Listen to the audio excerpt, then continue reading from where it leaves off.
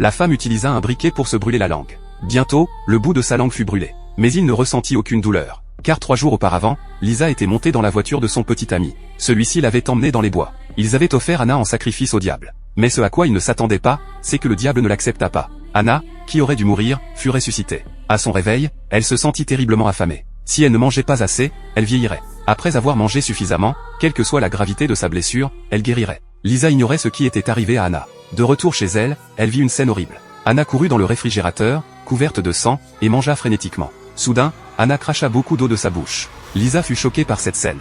Elle voulut appeler à l'aide. Soudain, elle jeta Lisa dehors. Le lendemain, Anna s'en alla dans les bois avec ses compagnes. Ses compagnes pensaient qu'Anna l'aimait bien. Soudain, il fut poussé contre un arbre. Un cri retentit à l'extérieur des bois. Bientôt, la police retrouva son corps. Ils soupçonnèrent le garçon d'être mort des mains d'un ours, car ses blessures n'étaient que des morsures. Ils ignoraient que tout cela avait été commis par une femme.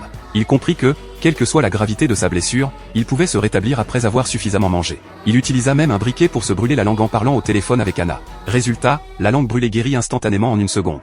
Le lendemain, Lisa constata qu'Anna était apathique, comme malade. Soudain, un homme voulut inviter Anna à un rendez-vous. La femme sourit et accepta. Ce soir-là, l'homme conduisit, tout excité. Il suivit l'adresse indiquée jusqu'à un chalet isolé. De nombreuses bougies romantiques y étaient allumées. Soudain, Anna apparut derrière lui. Ses pupilles se rétrécirent, mais revinrent rapidement à leur état initial. L'homme vit une scène horrifiée et fut dévoré par la femme. De l'autre côté, Lisa sentit aussi que quelque chose n'allait pas chez Anna. Il partit à sa recherche. Soudain, Anna apparut devant la voiture, couverte de sang. Lisa fut surprise et courut chez elle. Dès son arrivée, Anna la suivit. Anna lui raconta tout. Elle savait seulement maintenant pourquoi ses camarades de classe avaient disparu ces derniers jours. Il s'avéra qu'ils avaient tous été dévorés par ses compagnons. Le lendemain, Lisa feuilleta des livres anciens. Elle savait qu'Anna était désormais un démon sur Terre. La seule faiblesse d'un démon était son cœur. Elle raconta tout cela à son petit ami, mais il n'y crut pas du tout. Elle suivit Anna jusqu'à la piscine.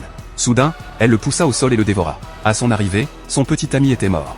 De retour chez elle, Lisa regarda la photo de son petit ami et décida de se venger d'Anna. Lisa se faufila par la fenêtre et attaqua Anna, mais celle-ci remonta à la surface. Lisa arracha alors le collier d'amitié qui les unissait. À cet instant, Anna abandonna toute résistance et fut poignardée au cœur par Lisa. La mère d'Anna assista à la scène. Il fut donc arrêté par la police et emprisonné. En prison, il était différent d'avant à cause de la bagarre. À partir de ce moment-là, Lisa est devenue un diable sur Terre.